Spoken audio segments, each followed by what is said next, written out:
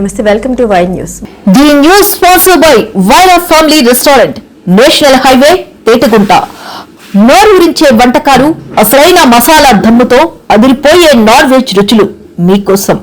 విచ్చేయండి Vaira family restaurant, national highway, Tetagunta, Tuni మండలం, కాకినాడ జిల్లా.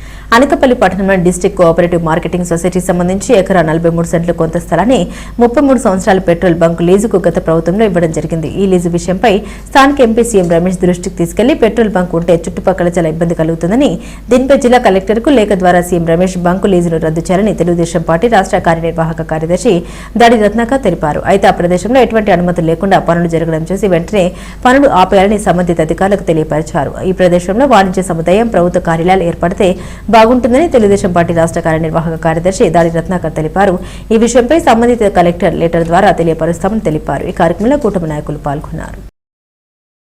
అనకాపల్లి పట్టణంలో ప్రముఖ వాణిజ్య కేంద్రంలో 4 రోడ్ల జంక్షన్, అట్లాగే ఎన్టీఆర్ స్టేడియము, రావుగోపాలరావు కళా కేంద్రం, ఉప్పల చంద్రశేఖరరావు కళ్యాణ మండపం, అదేవిధంగా ఎన్టీ రామారావు హాస్పిటల్, ఈ మధ్యలో ఉండేటువంటి డిసిఎంఎస్ స్థలంలో ఎకరా 60 సెంట్లు స్థలంలో ఇటీవల ముఖ్యమంత్రి గారికి కూడా ప్రభుత్వ కార్యాలయాలన్నీ కూడా ఇక్కడ, అలాగే మన పాత హాస్పిటల్ జీవీఎంసీ ఇప్పుడు ఏదైతే జోనల్ కార్యాలయం ఉందో కంపోస్ట్ యార్డ్తో సైతం అన్నీ కూడా 2 ఎకరాల 60 సెంట్లు, అది కూడా ఈ 2 పట్టణం నడిబొడ్డులో ఉండేటువంటి ప్రభుత్వ స్థలాల్లో ప్రభుత్వ కార్యాలయాలన్నీ ఇప్పుడు విఎంఆర్డీఏ ఉడా ఆఫీస్ ఏ విధంగా అయితే కార్యాలయాలు నిర్మించుకున్నారు ఆ విధంగా ఇక్కడ 9 అంతస్తుల బిల్డింగ్ కట్టి కార్యాలయాల సముదాయాన్ని నిర్మించి నెలవారీ ఆదాయం డిసిఎంఎస్కి లభించేటట్టుగా ఏమాత్రం కూడా పెట్టుబడి పెట్టక్కర లేకుండా దాని ప్రణాళికలు సిద్ధం చేసి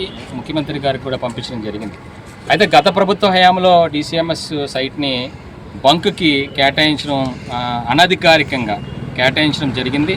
దాన్ని అప్పట్లోనే మనం అడ్డుకోవడం జరిగింది. మళ్ళీ కూటమి ప్రభుత్వం వచ్చినాక ఇది అటువంటి బంకు నిర్మాణాలకు కాదు, ఇది ప్రజలు అందరూ కూడా న్యూ కాలనీ అనేటువంటిది ఉడాలో ఫస్ట్ అతిపెద్ద లేఅవుట్ మన అనకాపల్లికి. ఈ లేఅవుట్లో అంతమంది ప్రజలు కూడా ఇక్కడ పిల్లలు కానీ ప్రజలు కానీ ఒక ఎలైడ్ పీపుల్ కానీ డాక్టర్స్ కానీ ఎక్కువగా వైశ్యాస్ పెళ్ళిళ్ళు చేసుకునేటువంటి చంద్రశేఖర కళ్యాణ మండపం కానీ ఇక్కడ సాంస్కృతిక కార్యక్రమాలు నిర్వహించేటువంటి ఈ కార్యక్రమాలు కానీ ఇక్కడ బంకు పెడితే ఎన్టీఆర్ స్టేడియంలో సీఎం ప్రోగ్రామ్ కానీ పిఎం ప్రోగ్రామ్ కానీ ఏవి కూడా చేయడానికి అవ్వదు, ఏ ప్రభుత్వ కార్యక్రమాలు నిర్వహించడానికి అవ్వదు. మన అనకాపల్లి ఉత్సవం చేసి మందుగుండు పాల్చాము, మంచి పెద్ద ఎత్తున చేసాం, 1,00,000 మంది ప్రజానీకం వచ్చారు చూడడానికి.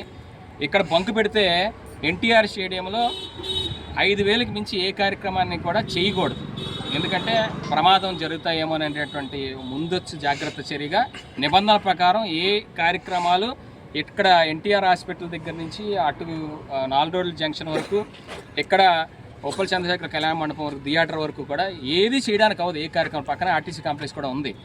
కాబట్టి ఇటువంటి ప్రాంతంలో బంకులు పెట్టొద్దు. ఎందుకంటే ఎక్కడైనా పెట్టుకోండి, మీరు హైవేల్లో పెట్టుకోవచ్చు, లేదా గుజరాత్లో పెట్టుకోవచ్చు, బంకులు నిర్మాణం చేసుకోండి, దాని అవసరం కూడా ప్రస్తుతానికి ఏం లేదు.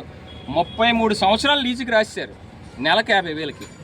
నెలకి 50,000కి 33 సంవత్సరాలు డిసిఎంఎస్ స్థలం అంటే ప్రజలు అంటే మన భావితరాలు ఏమవుతాయండి? ఈ వెనక స్థలం ఏం చేయాలండి? నిరుపయోగంగా ఉంచుకోవాలా? దీన్ని వ్యతిరేకించు. అలాగే మన ఎంపీ సీఎం రమేష్ గారు ఆవేళ ఎన్టీఆర్ స్టేడియంకి వాకింగ్కి ఆవేళ వచ్చినప్పుడు ఇక్కడ ప్రజానీకం అంతా ఆయనకు చెప్పినప్పుడు వెంటనే స్పందించి ఆయన ఒక లెటర్ తయారు చేసి అక్కడ జాయింట్ కలెక్టర్ గారికి అట్లాగే హెచ్పిసిఎల్ వారికి అందరికి కూడా ఒక లెటర్ ద్వారా ఈ బంకు నిర్మాణం ఇక్కడ చేయడానికి వీల్లేదు, ఇది ప్రజాహిత కార్యక్రమాలకు ఉపయోగిస్తాము, అవసరమైతే ఎంపీ నిధులు సిఎస్ఆర్ నిధులు పెట్టి దీన్ని మేము మంచి ఆఫీసు కార్యాలయాలు నిర్మించుకుంటామని చెప్పి సీఎం రమేష్ గారు ఒక లెటర్ కూడా రాసి పెట్టారు. వెంటనే వాళ్ళతో అధికారులతో కూడా మాట్లాడడం జరిగింది. దాంతో తాత్కాలికంగా పనులన్నీ కూడా ఆపారు.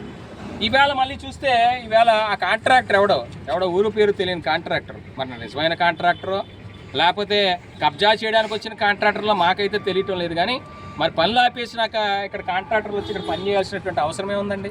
ఇక్కడ లారీల్లో ఇసుక తీసుకొచ్చి దొంగచాటుగా రాత్రిపాటు జేసీబీలు తీసుకొచ్చి ఇక్కడ పని చేయాల్సిన అవసరం ఉంది. దొంగచాటుగా లేబర్ని పెట్టి పరదాలు కట్టుకొని పని చేయాల్సిన అవసరమే ఉంది. ఇది అంటే ఈ కాంట్రాక్టర్ ముసుగులో కబ్జా చేయడానికి ఏమైనా ప్రయత్నం చేస్తా ఉన్నారా? DCM స్థలాన్ని కబ్జా చేయడానికి ఇది ఒక కుట్ర పన్నుతా ఉన్నారు.